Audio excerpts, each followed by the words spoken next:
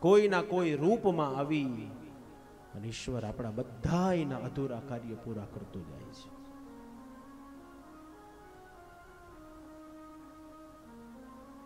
એ સમયે આપણે એને ઓળખી નથી શકતા, પણ આપણું કાર્ય પૂરું થઈ જાય પછી આપણા મુખમાંથી શબ્દ નીકળે છે ને, ભગવાને મારું કામ પૂરું કરી દીધું. હો, બસ આ અનુભૂતિ.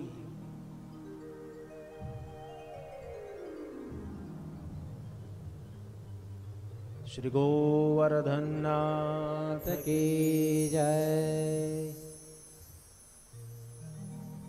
ઈશ્વરમાં દ્રઢ વિશ્વાસ, દ્રઢ શ્રદ્ધા, દ્રઢ ભાવ.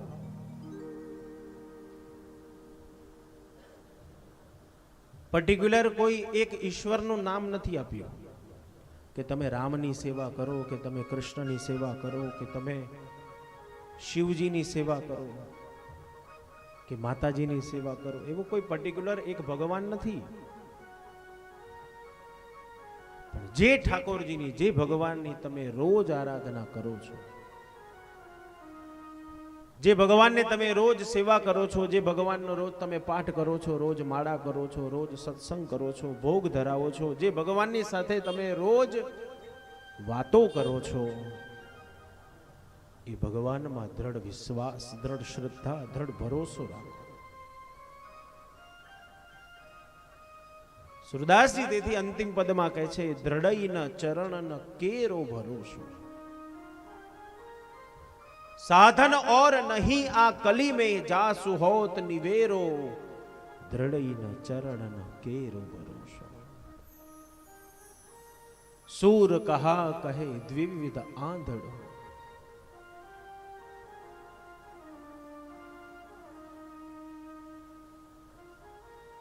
ઈશ્વર ક્યાંય દૂર નથી, નજીક જ છે.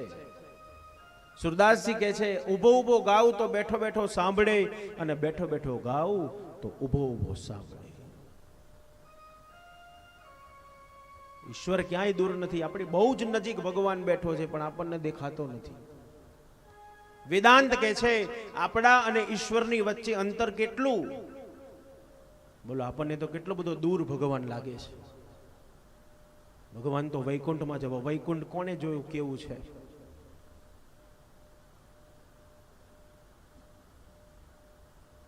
ભગવાન ક્યાંય દૂર નથી, નજીક જ છે. વેદાંત કહે છે, આપણાને ઈશ્વરની વચ્ચે અંતર કેટલું? 2 વેડા જેટલું જ અંતર છે.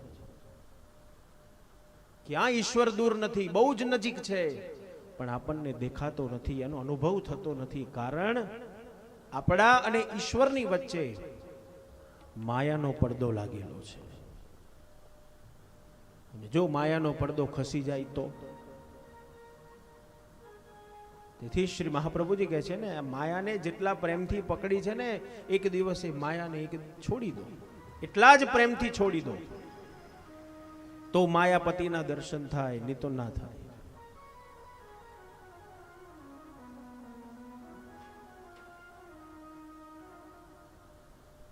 કૃષ્ણની એક એક લીલાઓ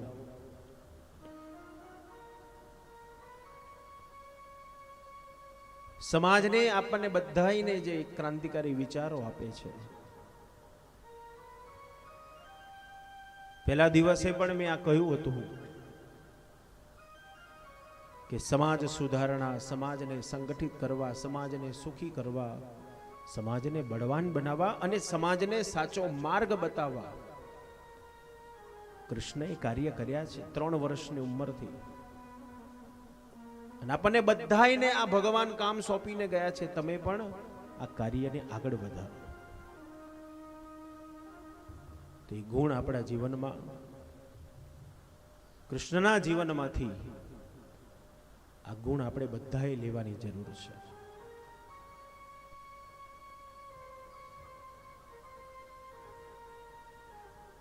અને એ કૃષ્ણનું મધુર્ય જીવન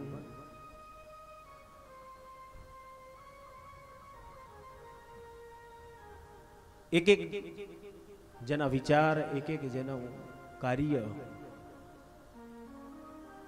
જે કૃષ્ણએ સમાજના માટે,